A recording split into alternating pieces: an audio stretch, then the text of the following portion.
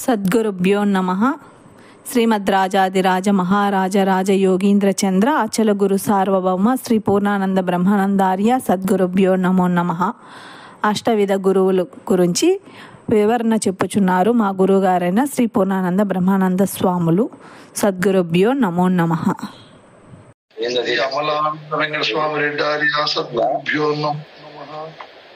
అస్మద్గురు సమారంభం కృష్ణ సాందీపమధ్యమం ఓంకార పీఠ పర్యంతం వందే గురు పరంపరం.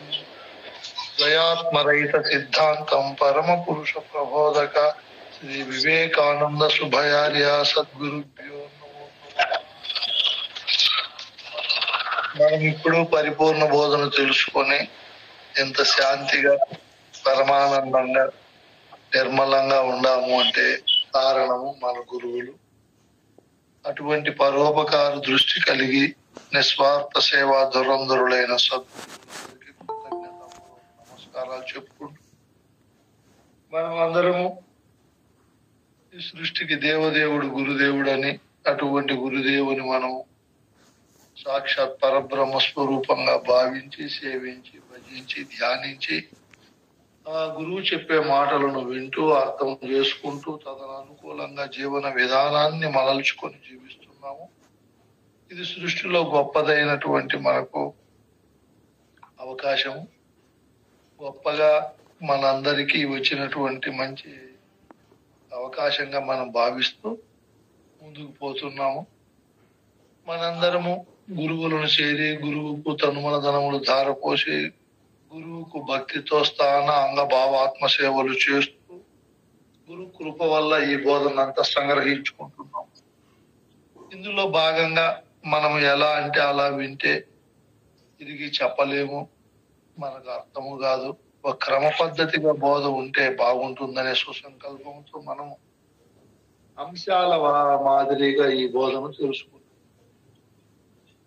ఇప్పుడు పరిపూర్ణ బోధ కూడా సృష్టికి పూర్వం పరిపూర్ణం ఎలా ఉండేది, తరువాత సృష్టి కారణ వస్తువు ఎలా ఏర్పడి ఈ సృష్టిని అంతా ఎలా సృజించుకొని తన స్వరూపాన్ని మర్చిపి బంధింపబడి అనంతకాలము ఈ బంధములో ఉండి ఏదో ఒక సందర్భంలో బంధ విముక్తి కావాలనే కోరిక కలిగినప్పుడు సమస్త బంధాల నుంచి విడువబడిన సద్గురువు చేరి ఈ గురువు ద్వారా క్రమంగా బోధను తెలిసే పద్ధతి. మనందరము కూడా ఆ విధంగా క్రమంగా తెలుసుకుంటే పరిపూర్ణ బోధనందలి అత్యంత సూక్ష్మ అంశాలు, రహస్యాలు, ధర్మాలు మనకు తెలియబడి మనందరము కూడా మన పెద్దలు అనుభవించిన బోధ స్థితిని అనుభవిస్తామనే సుసంకల్పంతో మనం ఈ సబ్జెక్టులు అంటే అంశాలను ఏర్పాటు చేసుకున్నాం. అంశము వినేది బాగా చాలా చక్కగా ఉంటుంది. తిరిగి చెప్పమన్నప్పుడు ఆ అంశాన్ని అయితే క్రమంగా చెప్పేది కూడా బాగా ఉంటుంది, వినేవారికి బాగుంటుంది, చెప్పేవారికి కూడా ధార క్రమంగా వస్తుంది. మైకి తీసుకొని నోటికి ఏదో వస్తే అది చెప్పేస్తే వినే వాళ్ళకు బాగుండదు, చెప్పే వాళ్ళకు కూడా తరువాత ఏం చెప్పాలనో అర్థం కాక అయోమయ స్థితి కలుగుతుంది చెప్పే వాళ్ళకే. అప్పుడు సభలో కూర్చొని వినేవాళ్ళు శ్రద్ధగా వినరు, వారి మనస్సు చెదిరిపోతారు. అట్లా చెదరకుండా ఒక క్రమంగా మనం బోధ చెప్పినప్పుడు చెప్పే వాళ్ళకు సులభం ఉంటుంది, వినే వాళ్ళకు కూడా అధ్యయనము లేదా అభ్యాసము చేసే అతి సులువు ఉంటుంది.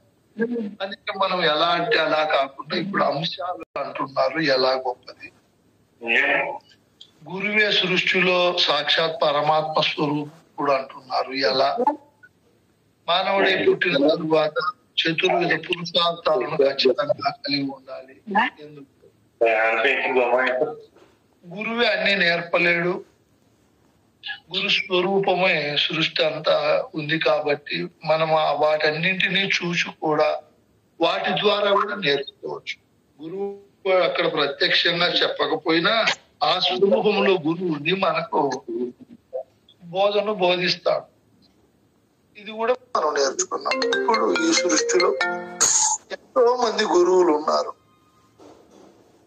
ఆ గురువులు అందరూ ఏమేమి శిష్యులు పోయినప్పుడు ఏం బోధిస్తారు?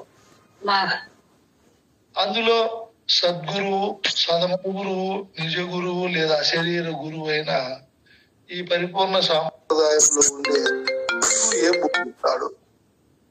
ఇది ఈరోజు మనం ఒక అంశంగా నేర్చుకుంటున్నాం. సృష్టిలో అచల గురువు తప్ప గురు గీతల్లో ఆ రోజుల్లో అతి ప్రాచీన కాలం ఇది. అప్పటికే 7 రకాల గురువులను గురించి చెప్పారు వ్యాస మహానుభావులు.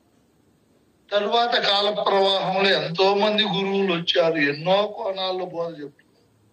ఒక కోణం కాదు, ఎన్నో రకాలుగా చెప్తున్నారు. దీనంతటినీ మనం ఆలోచన చేసినప్పుడు మనకు ఒకటి అర్థం అవుతుంది. ఇన్ని రకాల గురువులు చెప్పే బోధ అంతా ఒకటేనా, వేరువేరుగా ఉందా అంటే ఒకే విధంగా లేదు, అన్ని వేరు విధాలుగా ఉన్నాయి. మామూలుగా మన బుద్ధితల్లో గురువుల గురించి ఆయన సూచక గురువు, వాచక గురువు, బోధ గురువు, నిషిద్ధ గురువు, పీత గురువు, కారణ గురువు, పరమ గురువు అని 7 రకాలుగా చెప్తారు. ఏమి చెప్తారు? శివుడు పార్వతికి గురుగీతల్లో చెప్తాడు. నిజ గురువు ఏం బోధ చెప్పేది? శివరామ దీక్షితులు, లేదా భావత కృష్ణ ప్రభువులు, లేదా పరశురామ నరసింహదాసు వాళ్ళ గ్రంథాల్లో చెప్తారు సద్గురువు ఏం బోధిస్తాడు అని. గురుగీతల్లో మిగతా గురువులు ఏం బోధించేది చెప్పారు. నిజంగా పూర్వకాలంలో గురుకుల వాసములో గురు విద్యను ప్రబోధించేవాళ్ళు. ఇప్పుడు వలె భౌతిక ఏదో జీవనోపాధి విద్యలు కాకుండా ఆ రోజుల్లో మంచి ఘనమైన బోధను బోధించే గురువులు, స్వరూప జ్ఞానాన్ని కలిగించే గురువులు, జీవితం అంటే ఏమో తెలియజేసే గురువులు, కుటుంబ ధర్మాలు, తల్లిదండ్రుల పట్ల మనం చూపవలసిన ప్రేమ, ఇవన్నీ మహోన్నతంగా చెప్పేవారు. వాడు మహాశిలగా తయారై సంపూర్ణ కళలతో ఇంటికి వచ్చేవారు. ఆ విద్యా విధానం అలా ఉండేది. కాల ప్రవాహంలో మారిపోయింది, భౌతిక విద్యలు వచ్చేసాయి. ఈ విద్యలే జీవిత పరమార్థం గురించి చదువుకుంటున్నారు. కానీ ఆధ్యాత్మిక విద్య లేకపోతే భౌతిక విద్య వల్ల స్థూల శరీరం సంతోషపడుతుందే గాని సూక్ష్మ శరీరకు ఉన్నటువంటి అజ్ఞాన వివేక అంధకారాలు పోవు. మనకు భౌతిక విద్యలు ఎంత అవసరమో అంతకంటే చాలా రెట్లు ఆధ్యాత్మిక విద్య అవసరం. చిన్నతనంలోనే ఆధ్యాత్మిక విద్యను కూడా మనం నేర్చుకోవాలి. ఏదో 60-70 ఏళ్ళ తరువాత కదా, ఇప్పుడే ఎందుకులే అనుకుంటే అప్పుడు పట్టలేరు విద్య, జ్ఞాపక శక్తి ఉండదు, శరీర ఇంద్రియాలు శక్తివంతంగా పనిచేయలేవు, లేనిపోని ఇబ్బందులు అవుతాయి. అందుకే బాల్యములోనే సద్గురువుని చేరి ఈ బోధనంతా క్రమంగా అభ్యాసం చేసుకొని బోధ అందలి అర్థాన్ని దృఢం చేసుకున్నప్పుడు వాళ్ళ సూక్ష్మ శరీరము అత్యంత తేలికగా నిర్మలంగా ఉంటారు. తద్వారా స్థూల శరీరం కూడా ఆరోగ్యంగా ఉంటుంది. స్థూల శరీరానికి ధనకనక వస్తు వాహనాలతో కూడిన సకల సౌకర్యాలతో కూడిన జీవితాన్ని మనం అందించిన సూక్ష్మ శరీరం నిర్మలంగా నిశ్చలంగా సర్వభ్రాంతి రహిత స్థితిలో లేకపోతే స్థూల శరీరం దెబ్బతింటుంది. సూక్ష్మ శరీరం వల్ల 2 శరీరాలు దెబ్బతింటాయి. ఇప్పుడు సూక్ష్మ శరీరానికి ఆధ్యాత్మిక విద్యను మనం నేర్పించాము, 2 శరీరాలు బాగుపడతాయి. ఎందుకు శబ్దం వస్తా ఉంది? మనము చిన్నతనంలోనే సద్గురువును చేరి సద్గురువుకు తనుమనధనములు ధారపోసి భక్తితో గురువుకు 4 సేవలు చేస్తూ ఈ బోధను ఎవరైతే గ్రహిస్తారో వారి సూక్ష్మ శరీరము అతి పవిత్రంగా, పరమోత్కృష్టంగా, పరమానందంగా, పరమశాంతితో విరాజిల్లుతారు. అందుకే ప్రతి ఒక్కరికి ఆధ్యాత్మిక విద్య అవసరం. ఆ విద్యను నేర్చినటువంటి సద్గురువును చేరి మనమందరం అభ్యాసం చేయవలసిన ఆవశ్యకత ఉంది. ఈ విధమైనటువంటి పద్ధతుల్లో మానవ జన్మకు వచ్చిన ప్రతి మానవుడు సర్వోత్కృష్టమైనటువంటి అనహంకార అశరీర గురువును చేరి పరిపూర్ణ బోధను తెలుసుకున్నప్పుడు ఆయన జీవితము సర్వోత్కృష్టమైన స్థానాన్ని అలంకరిస్తారు.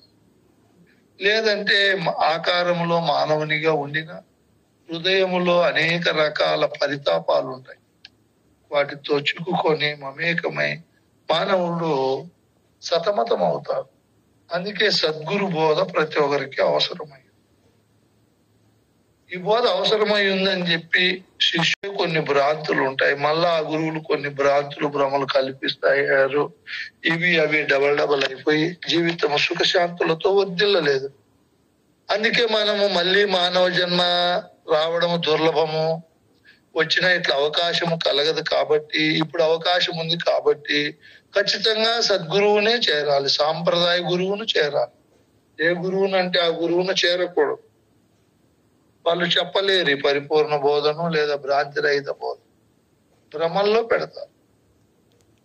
ఇక్కడ చెప్పారు సద్గురువు ఎలా ఉంటాడు అన్నప్పుడు భావతి కృష్ణ ప్రభువులు చెప్తారు.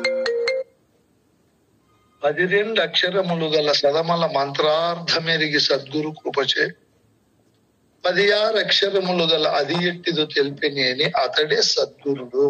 సద్గురుడు అంటే ఎవరు?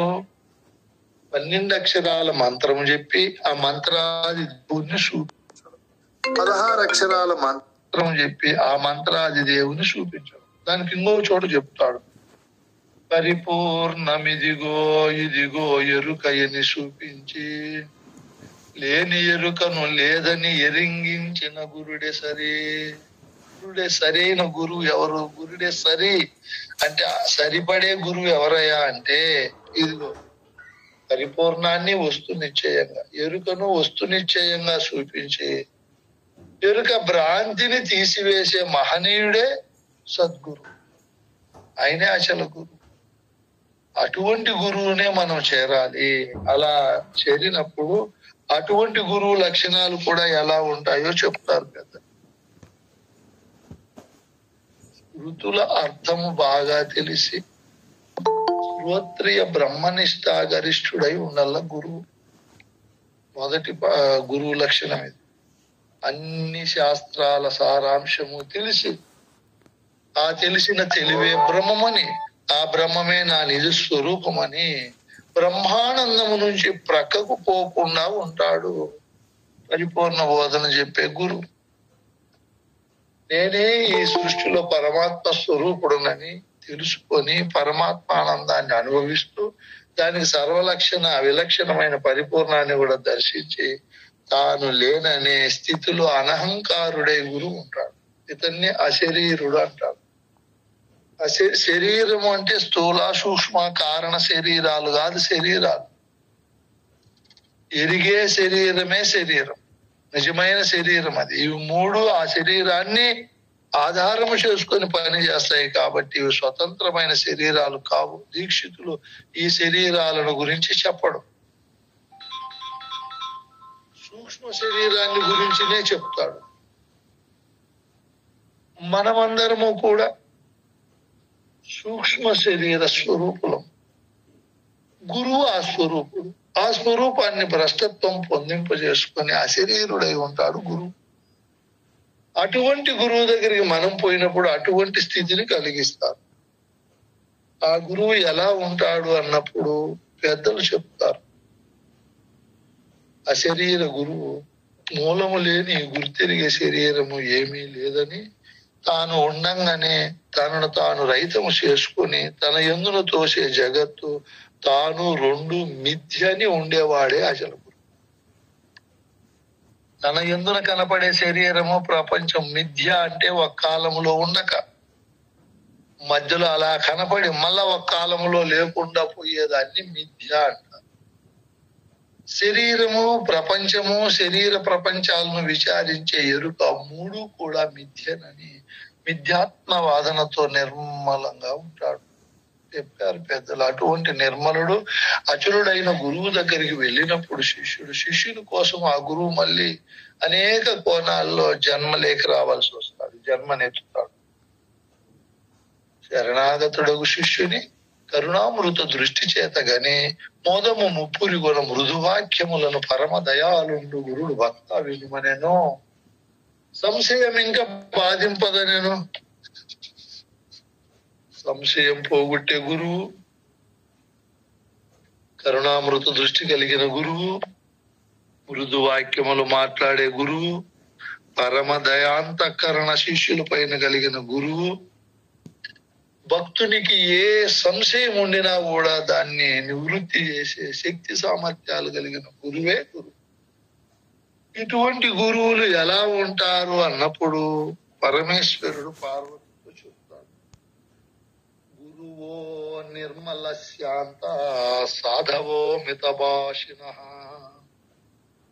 కామక్రోధ వినుర్ముక్తా సదాచార జితేంద్రియా. అభిమానం ఉండే వారికి మోక్షమే దొరకదు. అభిమానము ఊరపంది వంటిది అంటాడు శివరామ దీక్ష. అట్లా మనమందరము కూడా గురువుని ఎన్నుకోవాలి.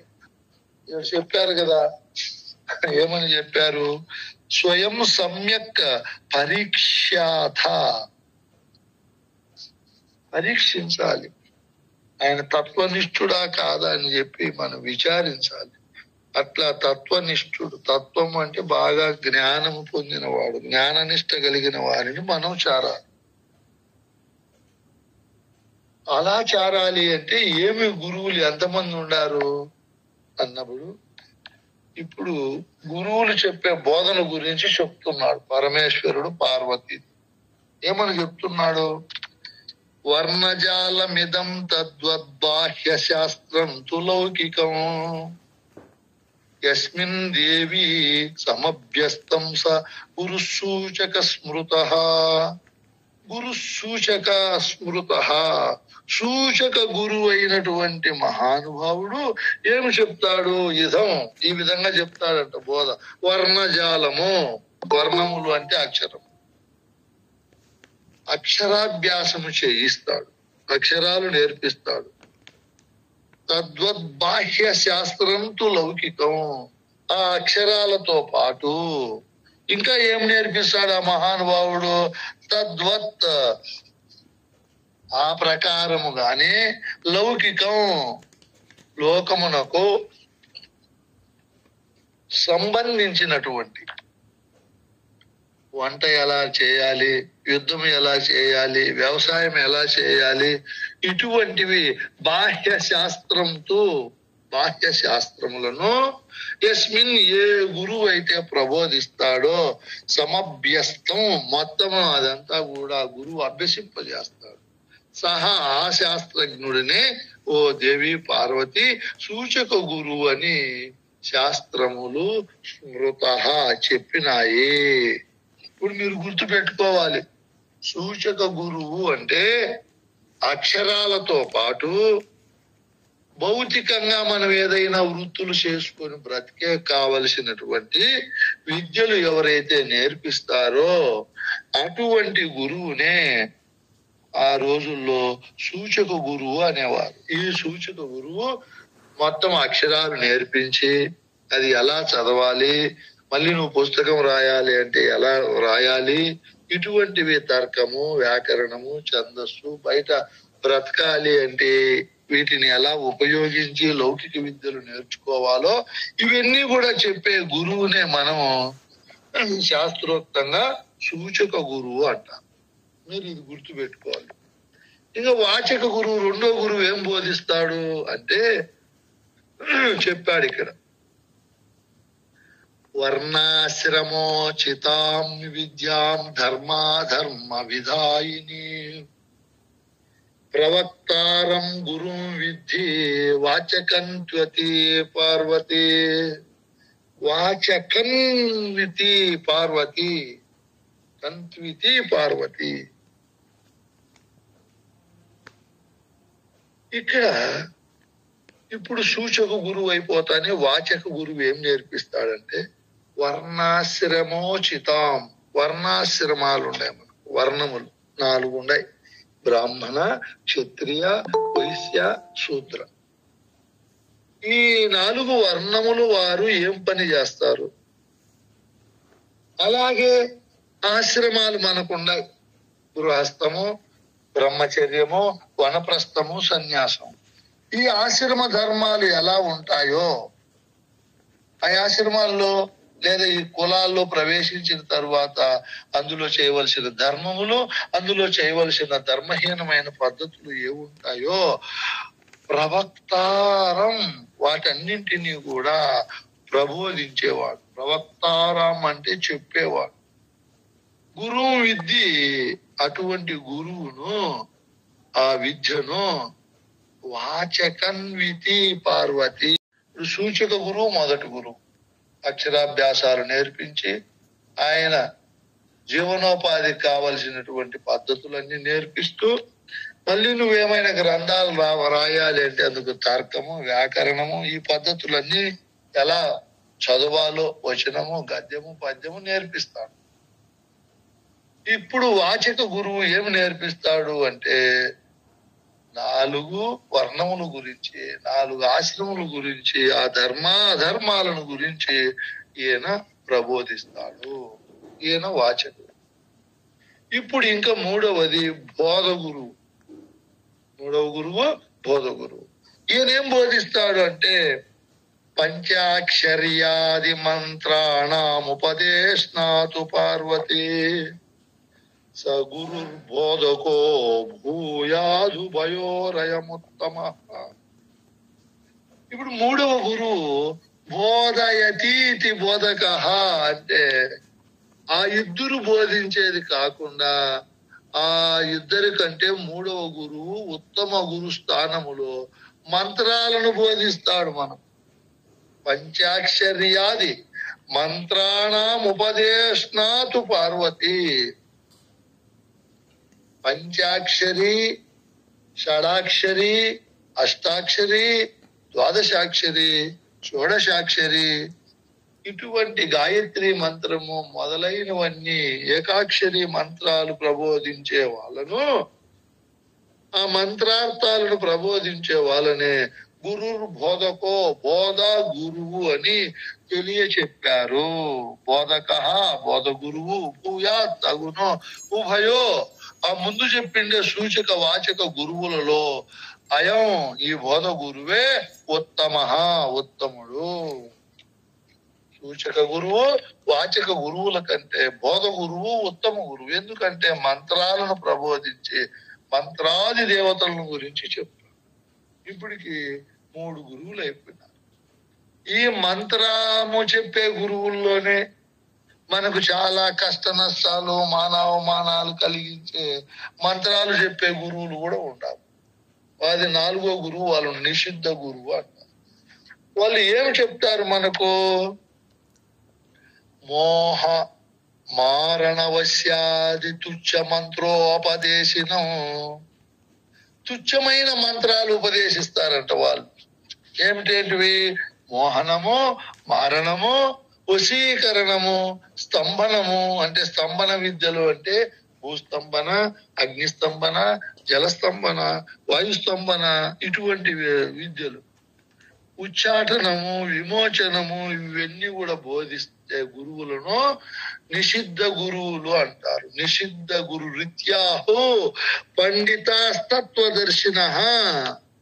ఏం మంచి మాట చెప్పాడు. పండితులైన వారు బుధులు, తత్వదర్శిన తత్వజ్ఞానులైన బుధులు మోహము, మారణము మొదలైనటువంటి మంత్రాలను గురించి చెప్పేటివి ఇవి నీచ మంత్రాలని చెప్తారు పండితులు. పండితులు, తత్వదర్శినులు చెప్పినట్లు మనము నిషిద్ధ గురువును చేరకూడదు. ఎందుకు చేరకూడదు?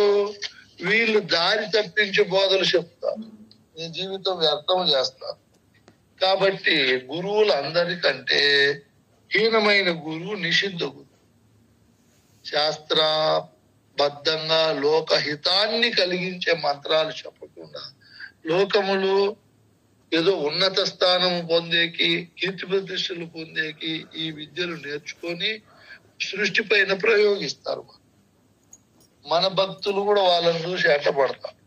మేమెంత పరిపూర్ణ బోధన చెప్తా ఉండినా అయ్యో ఆ స్వామి దగ్గరికి పోతే మేలు జరుగుతుందంట, ఆయన ముందు మహత్తులు చూపినాడంట, నీళ్లపై నడిచినాడంట, గాలిలో ప్రయాణం చేసినాడంట, భూమిలో 40 రోజులు కూర్చొని పైన బండేసి మట్టేపించుకున్నాడు, మళ్ళా బయటకు వచ్చినాడంట. ఇట్లా అతిశయోక్తులు చెప్తారు. ఈ గురుగీతలు ఏం చెప్తాంది? అటువంటి వాళ్ళని తీసేస్తావు. వాళ్ళు హీనమైన గురువులు. అటువంటి గురువుల దగ్గర చేరకూడదు. పార్వతీకి గురుగీతల్లో చెప్తాడు పరమేశ్వరుడు, ఈ 7 మంది గాక అప్పటి నుంచి మధ్యలో ఇప్పటికి గడిచిన 2500 సంవత్సరాల కాలంలో ఎంతో మంది గురువులు వచ్చారు.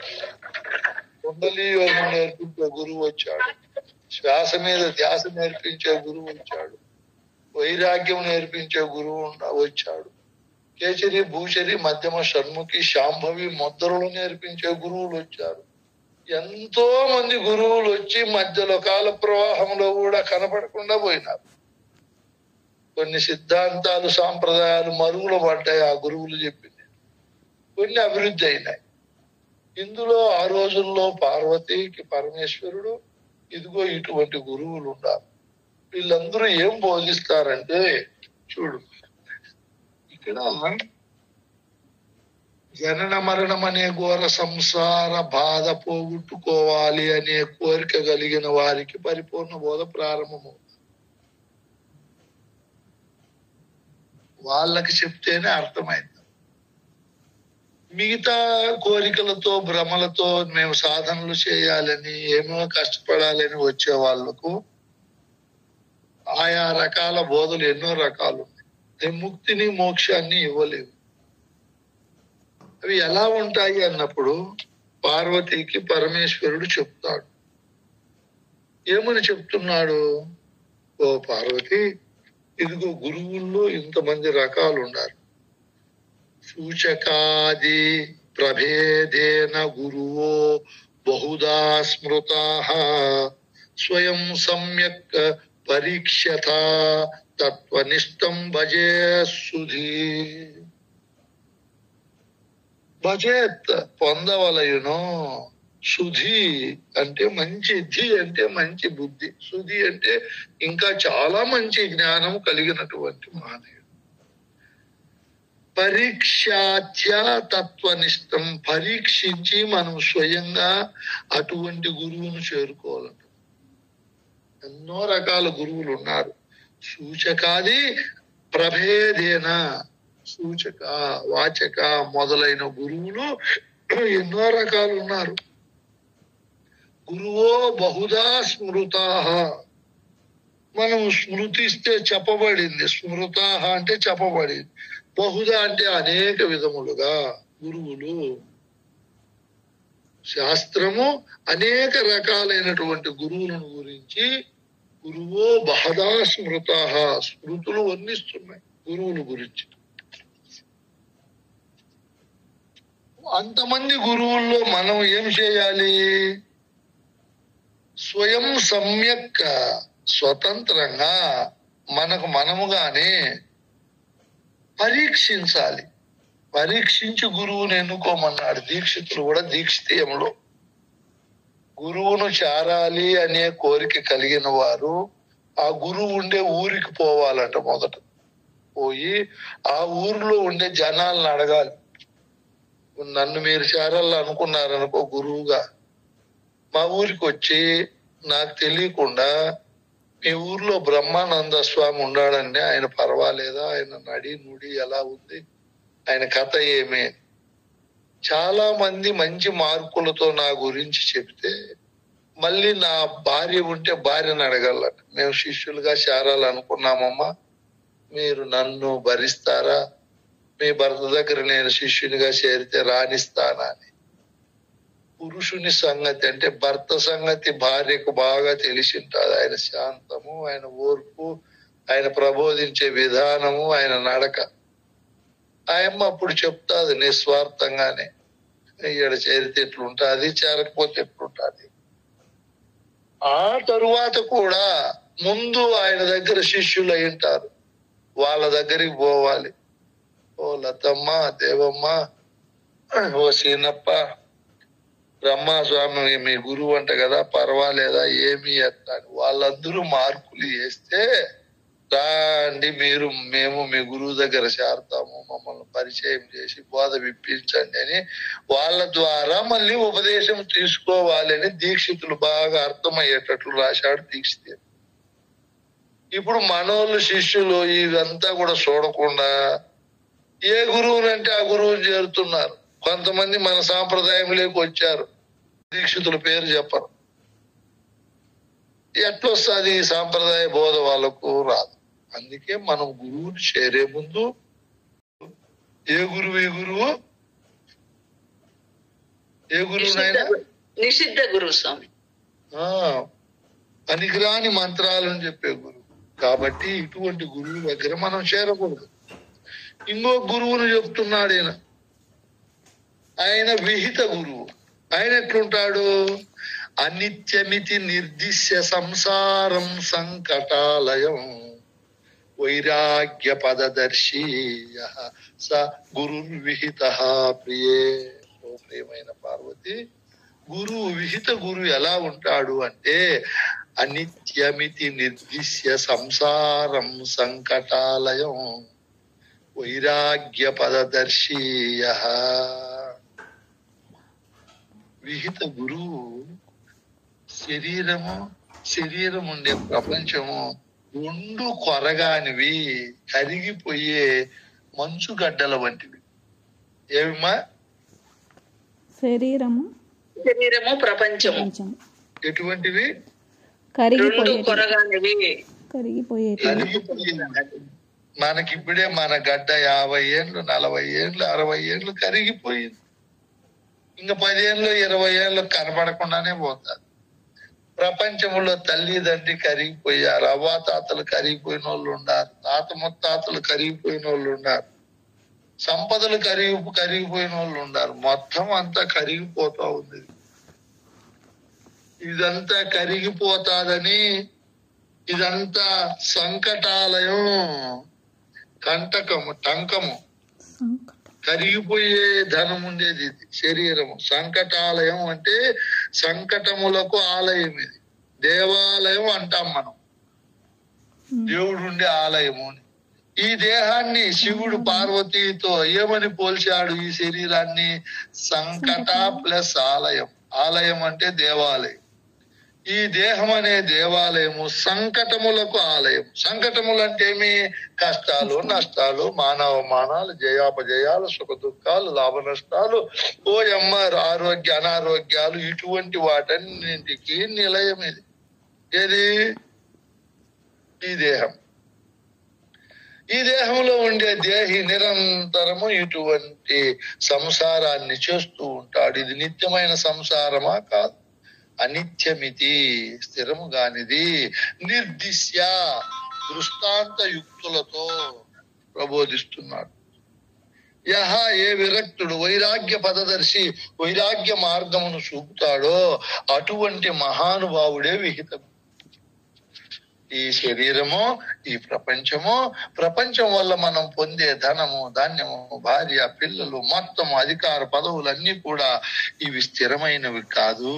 అందులో శాశ్వతత్వము, సత్యత్వము, నిత్యత్వము లేవునైనా అని వాటిపైన ఉండే ప్రేమ అనే రాగాన్ని తొలగింపజేసి వైరాగ్యాన్ని కలిగింపజేసే మహాదర్శి స గురుర్విహిత ప్రియే. గురువుల్లో విహిత గురువు అటువంటి మహనీయుడు.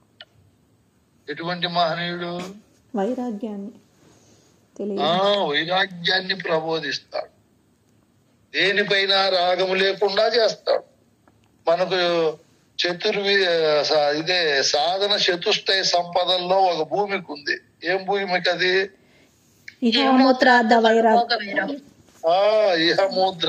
ఫలభోగ వైరాగ్యం. ఈ లోకం పైన గాని పరలోకం పైన గాని రాగము లేకుండా నేను నిమిత్త మాతృని అని చెప్పి ఆ స్పృహ లేకుండా చేస్తుంది ఆ భూమిక. తిన్ని వాంతికిచ్చుకున్నవాడు, మలమూత్రాలతో విసర్జించిన వాడు తిరిగి వాటిపైన ఏమాత్రము స్పృహ లేకుండా ఉంటాడో అట్లా గురువు బోధ చెప్పి వీటిపైన స్పృహ లేకుండా చేస్తాడు. వేటిపైన? ప్రపంచ శరీరాలపైన. అటువంటి గురువుని ఏమంటారు? విహిత గురువు. విహిత గురువు ఏమంటాడు? విహిత గురువు. ఏముంది నాయన, మనకి ఇప్పుడు తెలియదు, ముసలితనం అయితే తెలుస్తుంది. లేదా మన తల్లి తండ్రి మంచంలో పడిపోతే అవ్వ తాత అప్పుడు తెలుస్తుంది. అయ్యో వీళ్ళు ఎప్పుడెప్పుడు దాటుకుంటారు, ఈ కర్మ అనుభవించలేరే పాపం. మనం అనుకుంటాం కానీ మనకెట్లా వస్తుందని గుర్తు పెట్టుకోమని చెప్పే గురువే ఏ గురువు? విహిత గురువు. ఏమని గుర్తు పెట్టుకోవాలి మనము? వైరాగ్యం అన్నిటిపైన. ఈ దేహం కరిగిపోతుంది, నీటి బుడగ వంటిది, ఇది కంటకావృతమైనటువంటి దుఃఖముతో కూడినటువంటి సంకట సమూహ నిలయం. అన్ని ఈ దేహములో హరిదాస్ చెప్తా కర్ణాటక రాష్ట్రములో పండేది రాగుల పంట, అది ఇసరలేక ఆడవారికి చేతులు మంట, మింగలేక మగవారికి గొంతులు మంట. ఆహా, కర్ణాటక రాష్ట్రంలో పండేది రాగుల పంట ఏం చెప్తారు? ఆహా, ఈ దేహం అనే దేవాలయములో పండేది మలముల పంట, మూత్రముల పంట, దగ్గుల పంట,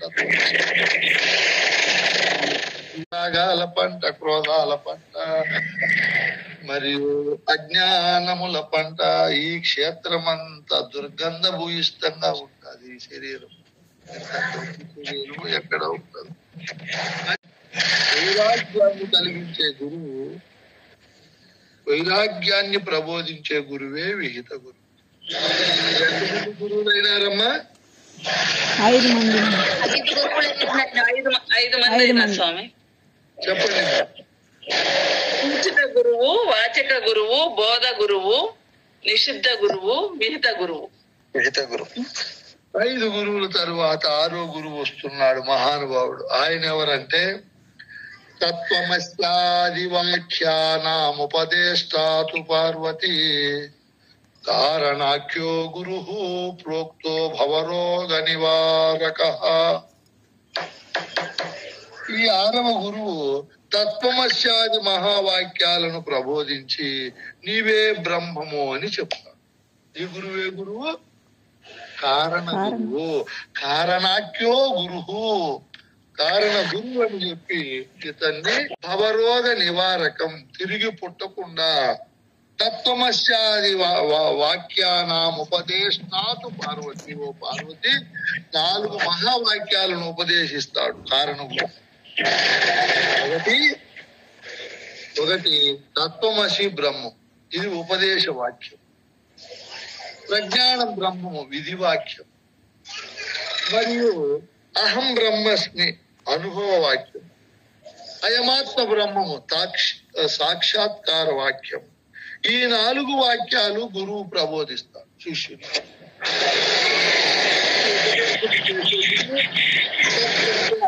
అది అంటే ఏది?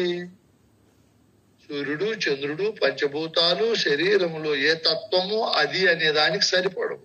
అది అంటే 3 అవస్థలకు మూల కారణంగా, 3 శరీరాలకు మూల కారణంగా, సృష్టి స్థితి లయాలకు మూల కారణంగా ఏ వస్తువు అయితే ఉందో తత్ అదే త్వం, నీవు ఆ తత్తే నీవై ఉండావు అని, నీవే పరమాత్మవు అని చెప్పి ప్రబోధించేది ఉపదేశ వాక్యం. తత్వమసి బ్రహ్మం అనే వాక్యం. అక్కడికి అర్థము కాదేమోనని గురువు 2వ వాక్యం ప్రబోధిస్తాడు. దాన్ని విధి వాక్యము అంటారు. ప్రజ్ఞానం బ్రహ్మము. ఆ తత్ అంటే ఏది? తెలివి, ప్రజ్ఞ, అన్నిటినీ గుర్తించే వస్తువును తత్ అంటారు.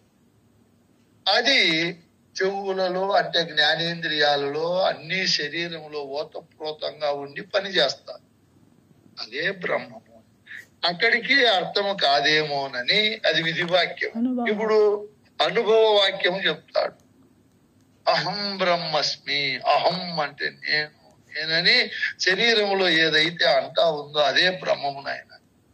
అక్కడికి అర్థం కాకపోతే శిష్యునికి గురువు ఇప్పుడు సాక్షాత్కార వాక్యం చెప్తాడు.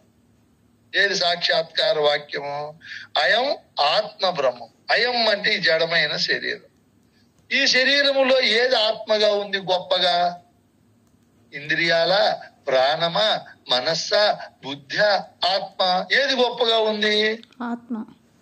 ఆత్మ జ్ఞానమే గొప్పగా ఉంది. అదే సర్వద్రష్ట.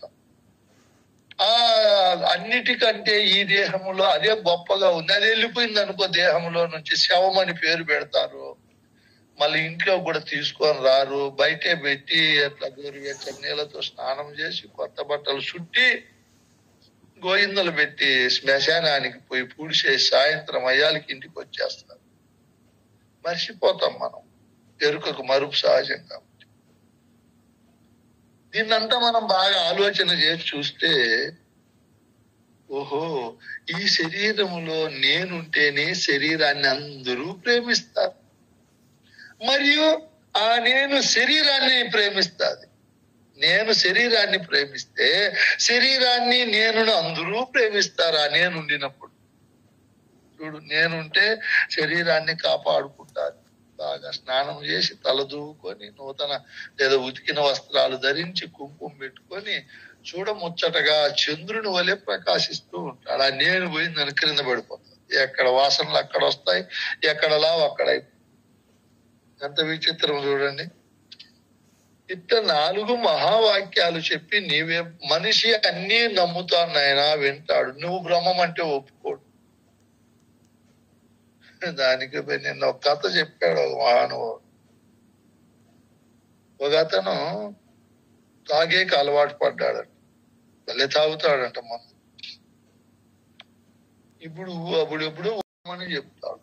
దీనికి బాగా త్రాగుడుకు అలవాటు పడిన ఆయన తాగేసినాడు, పడిపోయినాడు బస్ స్టాండ్. ఆయన బంధువులు చూసి స్నేహితులు వాళ్ళ ఇంటి దగ్గరికి పిలుచుకోదామని సావు బీరుని ఇంటి దగ్గరికి పిలుచుకోపోతే, ఇది మా ఇల్లు కాదు, మా ఇల్లు ఇంకా దూరం ఉంది, ఆడు వదలండి అని ఏడుస్తాడు. మీ ఇల్లేనాయన అంటే ఒప్పుకోడంట. ఇట్లా ఏడుచుకుంటా వాడు మా ఇంటికి వదలండి, మా ఇల్లు కాదంట. అంటే ఇల్లు అంతా మీ ఇల్లే, మీ ఇల్లే అని ఇల్లు చెప్తా ఉంటే లాస్ట్ గురువు వచ్చి చూసి, ఆయన బండి ఎద్దులు కట్టకురా అని బండి ఎద్దులు గట్టుకొచ్చి బండిలో కూర్చోబెట్టి తెల్లవారులు తిప్పి తెల్లవారుజాను పిలుచుకొచ్చినాడు ఆడికి. ఇదిగో మీ ఇల్లు అని. అప్పుడు అశ్వడు గురువు మంచోడు, ఇంత దూరంలో మా ఇల్లు ఉంటే రాత్రి సందకాన్నే ఇదిగో మీ ఇల్లు అంటారు. వీళ్ళకి తెలివి ఉంది అనుకోవాలనా లేదనుకోవాలి. వారికి అప్పుడు నిశా తగ్గిపోయింది. ఇప్పుడు గుర్తుపెట్టాడు మా ఇల్లే.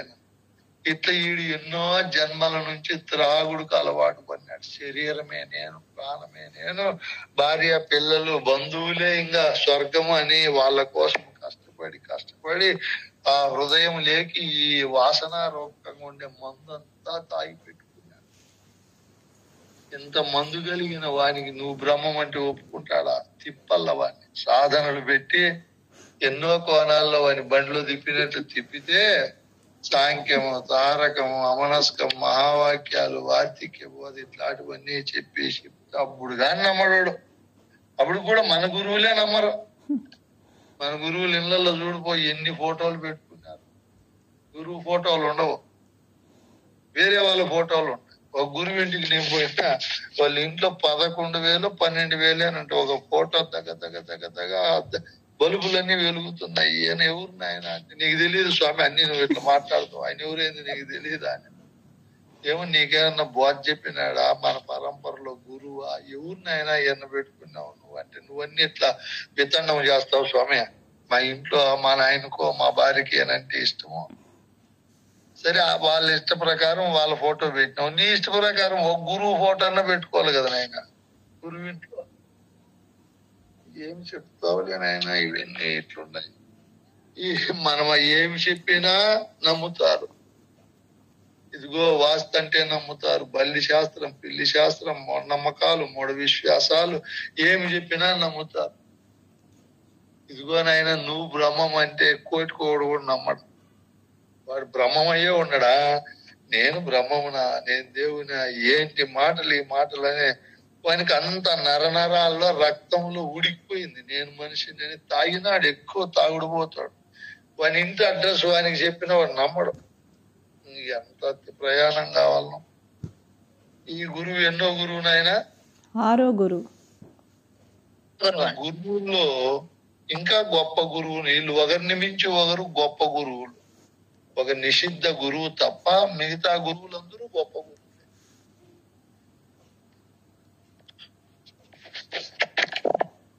సందోహ నిర్మూలన విశిక్షణ జన్మ మృత్యు భయజ్ఞోయ స గురు పరమో మత.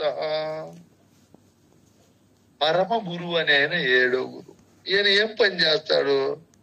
జన్మ మృత్యు భయజ్ఞోయ స గురు పరమో మత. మరణము అనే ఈ ఘోర సంసార బాధ నుంచి బయట పడజేసి సర్వ సందేహాలను నిర్మూలన చేసి నిర్మల ప్రశాంతతను కలిగించే వాడే 7వ గురువు. ఆ పేరు ఏం పేరమ్మా? పరమ గురువు. పరమ గురువు.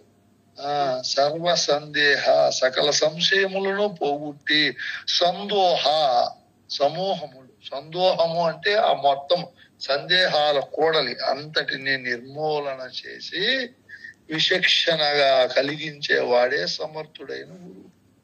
ఆ గురువు జన్మ మృత్యు భయజ్ఞ. ఏం చేస్తాడు? భయజ్ఞ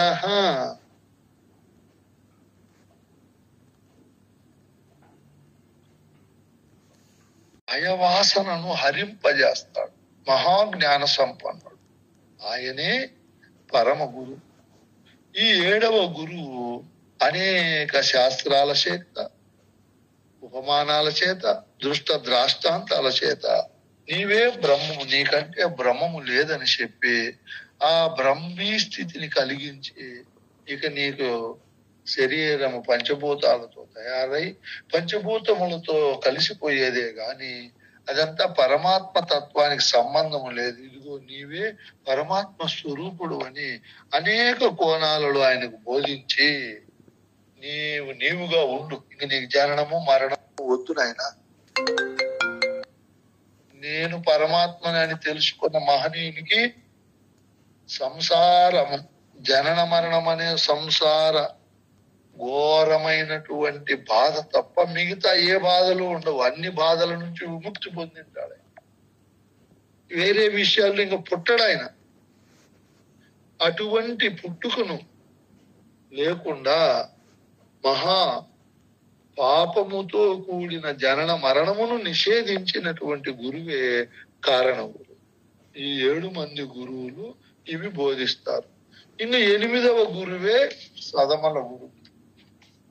బోధలకెల్లను గురువుకు బోధను బోధిస్తాడు. ఈ 7 మంది గురువులు పరిపూర్ణ బోధను బోధించరు. ఎరుక అనే ఆవరణములో ఉండే బోధలనే బోధిస్తారు. ఈ 8వ గురువు అయిన అచల గురువు లేదా పరమ గురువు వీటికి అతీతమైన పరిపూర్ణమును దర్శింపజేసి ఆ పరిపూర్ణములో ఎరుక లేకనే కలవలే తోచిందని ఎరుక యొక్క సమగ్ర చరిత్రను చెప్పి ఆ ఎరుక పైన భ్రమను భ్రాంతిని తీసివేసే గురువే అచల గురువు. ఈ గురువే జనన మరణం అనే సంసార బాధను పోగొట్టే గురువు. మిగతా గురువులందరూ భ్రాంతిని లేకుండా చేసే గురువులు కాదు. నేననే అన్నిటికీ మూలమైన వస్తువును నశింపజేసే బోధ చెప్పే సమర్థత కలిగిన గురువులు కాదు. అందుకే అందరి గురువుల కంటే ఇంకా ఎంతో మంది ఇప్పుడు కాలంలో గురువులు ఉన్నారు.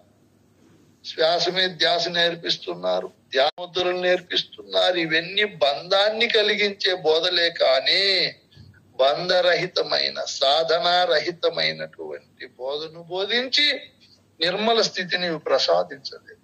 ఒక్క అచల బోధ మాత్రమే, అచల గురువు మాత్రమే మిగతా గురువులందరికంటే గొప్పవాడు, విశిష్టుడు, యోగ్యుడు.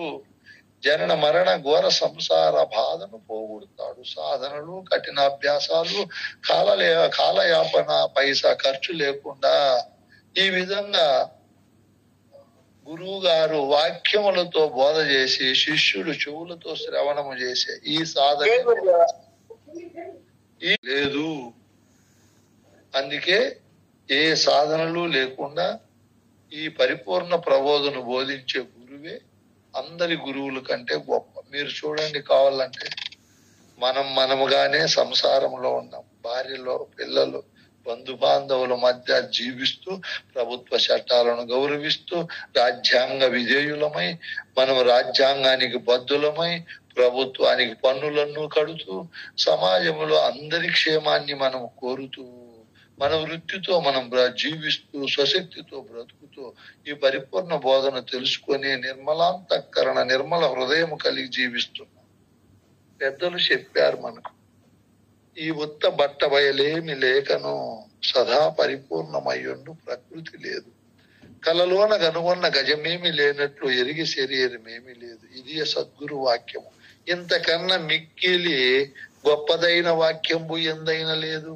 ఇది రాజమార్గము, ఇది అనాయాసంబు, ఇది భ్రాంతి రహితము, ఇది సత్యము, ఇది స్థిరము, ఇది నమ్మిన వారలకు ఏ బాధ లేదు. జననము మరణంబు లేదు లేదు. పరశురామ నరసింహదాస్ స్వామి చెప్తాడు. ఇది ఒరిజినల్ బోధ. ఇంతకంటే మించిన బోధ ఎక్కడా లేదు. ఆ బోధలన్నీ నేను ఎరిగే చెప్పాను నాయన అని మన పెద్దలు చెప్పారు. మనమందరం ఈ విధంగా పరిపూర్ణ బోధ, అన్ని బోధల కంటే గొప్పది భ్రాంతి రహిత బోధ. సంపూర్ణ విషయం అంతా కూడా దీంట్లో ఉంటుంది. పరిపూర్ణ బోధ సోపాన క్రమం అని ఈ మధ్య 2వ పుస్తకం మనం తయారు చేసినాం. ఆ బుక్ చూడండి మీరు. ఫస్ట్ నుంచి లాస్ట్ వరకు బోధ ఉంటుంది. వేరే గ్రంథాలు చదవని అవసరం లేదు. అంతా బోధ దాంట్లోనే ఉంటుంది. ఎంత ఉంటుంది దాంట్లో బోధ? ఎంత ఉండాలనో అంతా ఉంటుంది. ఎంత ఉండాలనో అంతా ఉంటుంది. ఇంక కొత్తగా చెప్పేది ఏమీ ఉండదు. అన్ని బోధల సమన్వయమే పరిపూర్ణ. అన్నిటినీ కలుపుకొని దానికి అతీతమైనటువంటి తత్వాన్ని బోధించేదే పరిపూర్ణ బోధ. ఇట్లా బోధించే గురువే సృష్టిలో గొప్పవాడు, నిస్వార్థపరుడు, గురుసేవా ధురంధరుడు. గురుతర బాధ్యతగా అందరికీ ఈ బోధన చెప్పి నిస్వార్థంగా బోధను వ్యాపింపజేసే శిష్య వృత్తాపహారుడు, విత్తాపహారుడు కానే కాదు అచల గురువు. మీరే చూడండి, నేను స్వయం పోషణ చేస్తున్నాను.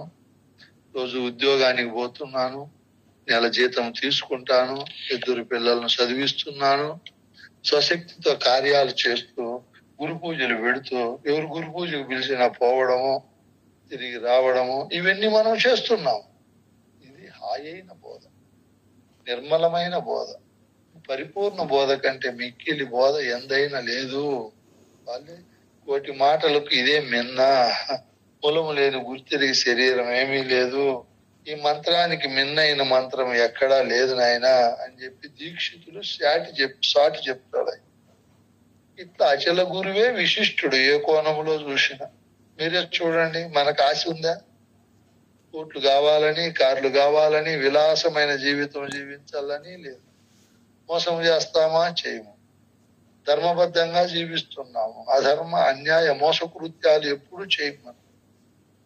పరిపూర్ణ బోధ విశిష్టత మనిషిని తీర్చిదిద్దుతాది. నువ్వు ఏమన్నా సంపాదించుకో, ఎన్నన్నా డబ్బులు పెట్టుకో, వేరే బోధలు ఎన్నన్నా ఉన్ని, నీ హృదయ ప్రకాశము నిర్మలంగా ఉండదు, నిర్భయంగా ఉండదు. పరిపూర్ణ బోధన ఎవరైతే హృదయంలో ప్రతిష్టాపన చేసుకుంటారో వాళ్ళ హృదయం నిర్మలంగా ఉంటుంది, వాళ్ళ అంతఃకరణ శుద్ధి అయి ఉంటుంది, వాళ్ళ ఆలోచన సరళి, వాళ్ళు చేసే వ్యావహారిక కర్మ, వాళ్ళు మాట్లాడే మాటలు అన్నీ కూడా అద్భుతంగా ఉంటాయి. గురువు అంత తీర్చిదిద్దుతాడు శిష్యుని. గురువు పాత్రే ఎక్కువ ఉంటుంది దీంట్లో, శిష్యుని పాత్ర తక్కువ ఉంటుంది. వాడు వినేవాడు, ఇతను చెప్పేవాడు కదా గురువు. ఈయన పాత్రే అమోఘంగా ఉంటుంది. ఈ విధంగా గురువు గొప్ప, అచల బోధ చెప్పే గురువు. ఆయన తాన శిష్యులైన మీరందరూ కూడా గొప్పగా తయారు కావాలి, లఘువులుగా ఉండకూడదు. ప్రేమలో, ధర్మములో, కరుణలో, న్యాయములో, సత్యములో, త్యాగములో, గురుభక్తిలో, ఈ విధమైనటువంటి అన్ని సద్గుణాలలో కూడా మీరు నెంబర్ 1 స్థానంలో ఉంటూ గురువుకు కీర్తిని తీసుకురావాలని పదే పదే మీ నుంచి గురు రుణంగా మేము కోరుకుంటున్నాం.